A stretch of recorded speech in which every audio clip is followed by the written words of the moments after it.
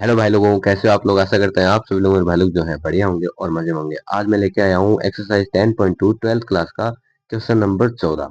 Question number 13 तक हमने कर लिए थे, ठीक है। जो भी बेसिक का जोड़ था वही क्वेश्चन था, ठीक है। इस बार हम कुछ अलग सीखेंगे। हाँ, ये प्रश्न थोड़ा अलग है। आप देखिए क्वेश्चन नंबर 14। क्वेश्चन नंबर 14 कह रहा है, दर्शाइए कि सदिश आई प्लस जे प्लस के, ये एक सदिश है, ठीक है ना।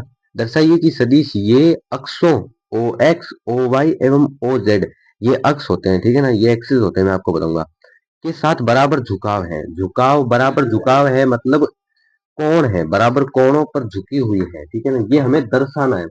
देखो सिंपल सा है, कैसे है मैं आपको बताता हूँ, ठीक है। जैसे मैंने आपको पहले जब कोसाइन पढ़ाया था मैंने आपको, तो हमने एक डायग्राम देखा था जो कि हमारी बुक में है, ठीक है। उस डायग्राम से हम इसको बेहतर तरीके से समझ सकते हैं। आप देखो ये डायग्राम, इस डायग्राम में हमें ये वेक्टर दिया गया है, ठीक है। ये वेक्टर है। अब इसमें आपको तीन एक्सिस दिख रही होगी, एक ओ एक्स, एक ओ जेड और एक ओ वाई, ठीक है। ये तीन एक्सिस है और ये इनमें एक वेक्टर है। अब ये जेड एक्सिस के साथ गामा थीटा पर है क्या, ये जो आपकी वेक्टर है ये वाई एक्सिस के साथ बीटा थीटा पर है और एक्स एक्सिस के साथ यानी ओ एक्स एक्सिस के साथ अल्फा थीटा पर है। तो हमें ये दर्शाना है कि ये जो कोण है ये आपस में बराबर है, बराबर झुका हुआ है, ये हमें प्रश्न दर्शाना है, ठीक है ना। तो हमें यही प्रूफ करना है कि ये जो कोण है ये बराबर है। अब इसका मतलब हमें कोसाइन निकालना है। अगर आपने पीछे वीडियो देखी है तो आप जानते हो कोसाइन कैसे निकालते हैं। कोसाइन जो होता है वो होता है, जैसे कॉस हम निकाल रहे हैं ओ एक्स की, तो ओ एक्स को हम अल्फा मान रहे हैं, ओ एक्स के साथ जो कोण बना रहा है वेक्टर उसे हम अल्फा मान रहे हैं, तो कॉस अल्फा बराबर क्या होता है, हमारा कॉस अल्फा बराबर होता है जो उसका गुणांक होता है वेक्टर का ए अपॉन में आर। आर हमारे यहाँ पे क्या है, वेक्टर का मात्रक है, ठीक है ना, रिजल्टेंट है। वेक्टर का मात्रक निकालना आता है हमें, इसे हम आर वेक्टर का मॉड भी कहते हैं, है ना। तो ये आर हमारा वेक्टर का मात्रक होता है। ए, अब ए क्या होता है, बी क्या होता है, कॉस बीटा निकालेंगे हम। कॉस बीटा कैसे निकलता है, बी अपॉन में आर से, और कॉस गामा कैसे निकलेगा, सी अपॉन में आर। अब ये जो ए बी सी है ना, ये यहाँ पे जो कांस्टेंट वैल्यू आती है वेक्टर के आई जे के साथ में, वो होती है। वो कैसे होती है, हमें वेक्टर क्या दिया गया है, मान लेते हैं ए वेक्टर दिया गया है, वो हमें क्या दिया गया है, आई कैप प्लस जे कैप प्लस के कैप, ये हमें दिया गया है, ठीक है। आई कैप जे कैप के कैप, ये पूरा एक वेक्टर है।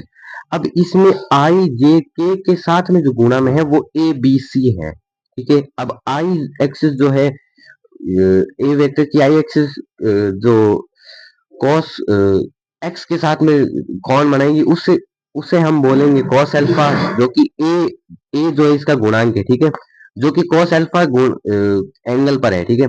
जैसे अब आई के साथ में क्या है, वन है, ठीक है। आई के साथ में वन है, जे के साथ में भी वन है और के साथ में भी वन है। तो ए बी सी हमारा ए बराबर वन हो गया, बी बराबर हमारा वन हो गया, सी बराबर हमारा वन हो गया। ये हमारी ए बी सी की वैल्यू है यहाँ पे, ठीक है। ये हमारा ए है, ये हमारा बी है और ये हमारा सी है, ठीक है। एबीसी समझ गए क्या होता है। तो हमें जैसे कॉस अल्फा निकालना है, ठीक है। कॉस अल्फा को हम कॉस अल्फा को हम एल से भी दर्शाते हैं, ठीक है। एल एम एन ये होते हैं कोसाइन, एल से भी दर्शाते हैं, जो कि हमारा क्या है, ए अपॉन में आर। ए हमारा कितना है, ए हमारा है वन, अभी देखा हमने, ए हमारा है वन। अब हमें निकालना है आर। आर होता है आर, ये जो परिमाण होता है वेक्टर का परिमाण, ये होता है। ये कैसे निकालते हैं, ए मॉड्यूलस कैसे निकलता है, ए वेक्टर का परिमाण, तो वो निकलता है अंडर रूट में A square plus B square plus C square, इससे निकलता है। तो ये आएगा क्या, हमारा रूट थ्री आ जाएगा, ठीक है ना, रूट थ्री आ जाएगा। तो कॉस अल्फा निकाल रहे हैं हम, कॉस अल्फा कैसे निकलेगा, ए अपॉन में आर। आर हमने अभी निकाला, ये है हमारा रूट थ्री, तो बट्टे में आ जाएगा रूट थ्री। इसी प्रकार से कॉस बीटा भी निकालो। कॉस बीटा को हम एल एम कहते हैं, क्या कहते हैं, एम कहते हैं, जो कि क्या आ जाएगा, बी अपॉन में आर। आर तो सेम ही है, बी भी वन है, तो वन अपॉन में रूट थ्री आ जाएगा। इसी प्रकार से हमारा कॉस गामा भी आ जाएगा, जिसे हम एन बोलेंगे। एल एम एन दर्शाते हैं ना, बुक में भी लिखा है। ये भी हो जाएगा 1/√3, C/में आर, आर हमारा √3, C हमारा 1 है। तो ये इस प्रकार से हम देख सकते हैं कि ये जो वेक्टर है, ये तीनों कोण बराबर है, यानी ये तीनों जो एक्सिस है ओ एक्स, इस प्रकार हम ये लिख सकते हैं। अतः L M N, L M N यूं लिखेंगे, एल एम एन जो कि जो कि इस वेक्टर, इस वेक्टर ए, इस ए वेक्टर का, इस ए वेक्टर के कोण, इस ए वेक्टर के द्वारा, है ना, इस ए वेक्टर के द्वारा अक्ष O X, O Y, O Z क्रमशः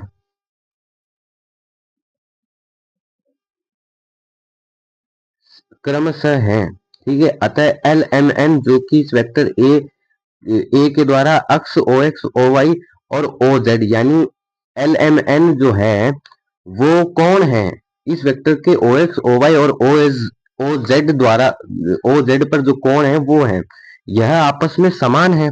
ठीक है, ऐसे आप हिंदी लिख सकते हैं।